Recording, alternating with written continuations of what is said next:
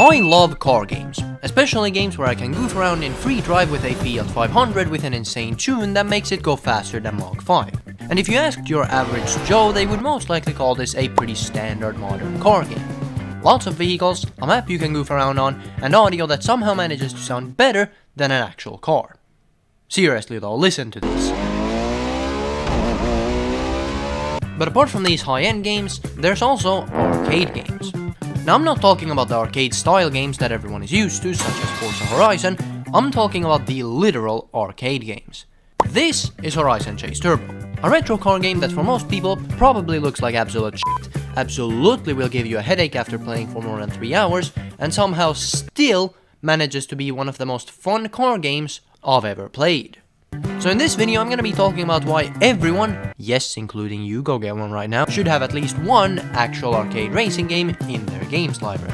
So sit back, relax, grab some snacks, and without further ado, let's get right into it. To start off, we need to talk about what an arcade game actually is. You see, when talking about car games, there are two very different types of games that you can play: simulators and arcade games.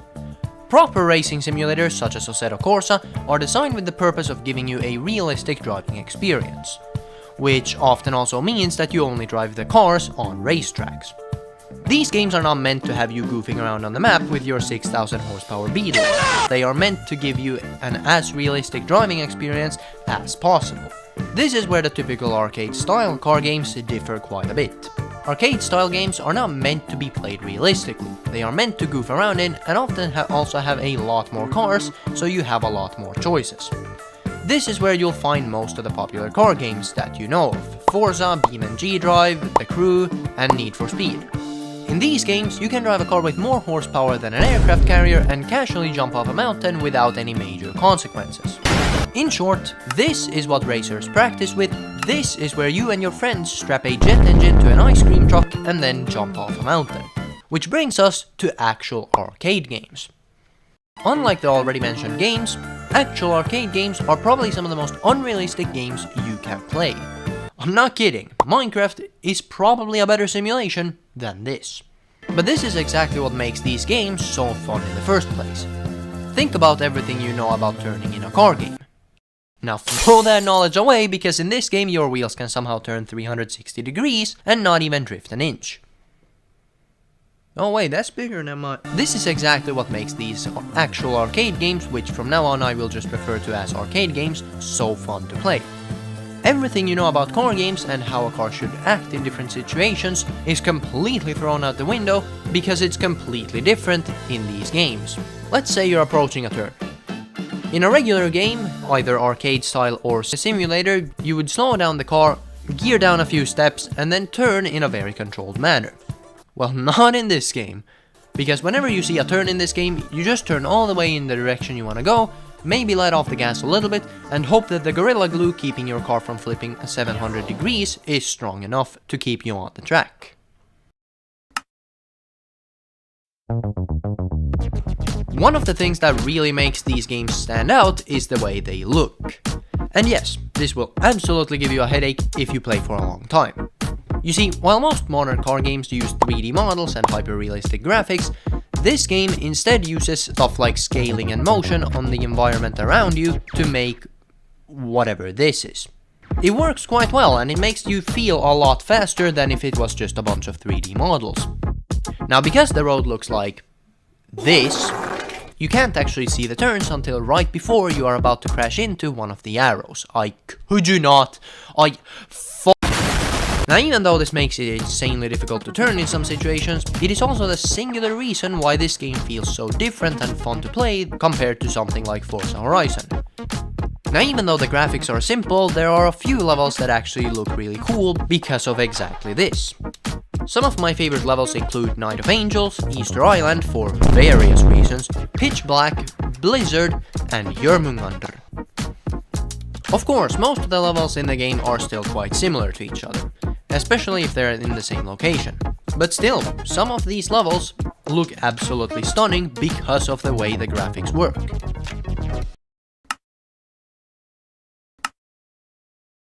Now, while I already talked about some of the physics that this game has, there's one thing about this game that makes it very annoying. Now, this is not something that completely ruins the game, but it is one of the things that, while it adds to the difficulty, is extremely annoying a lot of the times. But to actually understand this, we need to take a look at the first 10 seconds of a race in this game. At the start, the game will count down from 3 all the way to go, where if you give gas at the right time, you will get a head start. And then... yeah... You see, one of the things this game uses is what I like to call bumper-to-bumper traffic. In most car games, if you crash into a car in front of you, you will lose your momentum and in some cases even lose the race entirely because of that.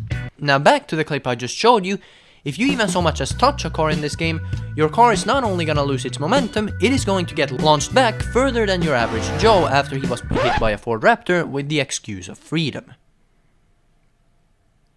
Yo, that became dark real fast. This is one of the most annoying things about this game. Now, if you're actually good at the game, you can use this to your advantage. Not that I am, but I'm gonna explain it like I'm a pro at this. By sneaking up right in front of another car, you can get an absolutely insane speed boost. That is, assuming you don't hit the car right in front of you. This same strategy also works by hitting someone from the side, which most of the time will give you a speed boost.